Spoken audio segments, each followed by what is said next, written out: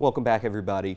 We all get angry, it is natural, but sometimes it can become a problem in our lives. That is why this Wellness Wednesday, we're having the first of two conversations about it, anger. So Mary Jo Horton, the manager of behavioral health with Memorial Health, is here to help us walk through this. And I have to say, the most extensive notes you've ever sent me on a conversation about this. I did really get excited to talk about it. Yeah. All right, so understanding anger. Can we categorize anger as being either good or bad? No, they're just an emotion. We have really vilified the idea of anger, and we have decided that it's a bad emotion and people should not have it. But it's a temporary sensation is what all emotions simply are. Okay, so if anger is not inherently bad, then what makes it a problem sometimes? I think that we have not taught people how to experience it in a way that's really helpful, and we don't know what to do with all the physical sensations of it, and we don't know how to explore all the other things that anger is hanging out with. And so it just really becomes overwhelming. Okay, so you're angry. In the middle of that, is that ever a standalone emotion? Never. Anger likes friends. Anger likes to hang out with other people. You're angry and the thing that's the and is way more informative to what's going on for you than the anger. Because you could be angry and sad. You could be angry and hurt. You could be angry and overwhelmed.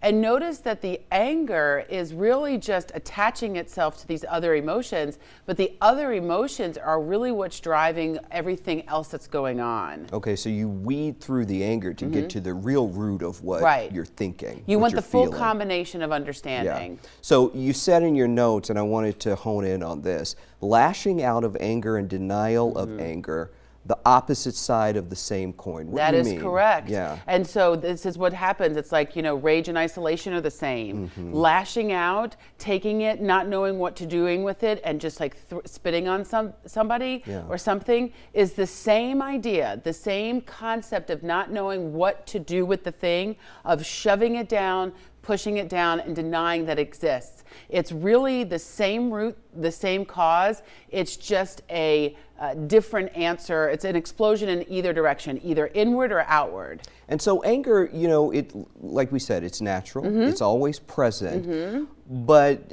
I imagine you can find yourself becoming angry too often, and then that's an issue. Yeah, there could either be where you're never releasing the anger, it's never actually dealt with, and so you're continuing to carry it around. Or maybe because you have some other feelings like resentment or chronic fear or some other things.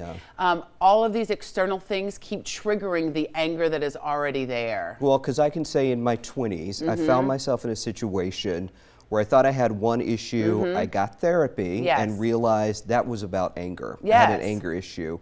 I got to the heart of it, and really it was about the anger of growing up as a black boy and then man in America.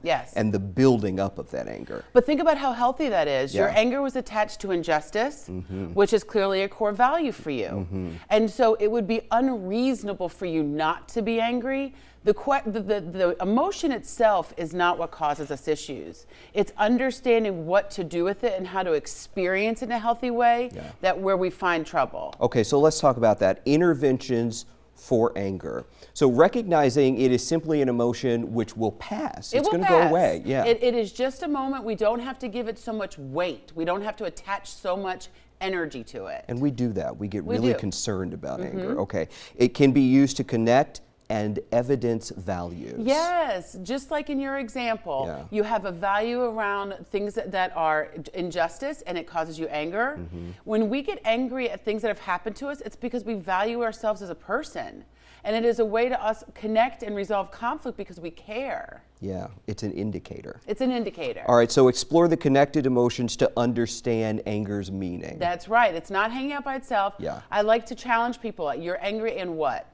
The and what is the area that is most powerful. Because sometimes you don't even recognize the and. You're so caught up in the anger, you have no idea how to express your other emotions. You can't see it. All right, lean into ways to experience anger safely and in a helpful manner. It can be helpful? It should be helpful. In the idea of how else are you supposed to connect to yourself and others and communicate your needs. Anger is very helpful, right? But we want to be able to do it where it's experiencing the energy of anger without causing harm to ourselves or others. Yeah. Well, next week we're going to talk about some of the harm it can cause to ourselves. Next week we're going to talk about the health harms it can cause and when it might be time for you to get some help, to seek help. All right. She gave me very extensive notes, so we will be discussing all of that next Wellness Wednesday. Tina? All right.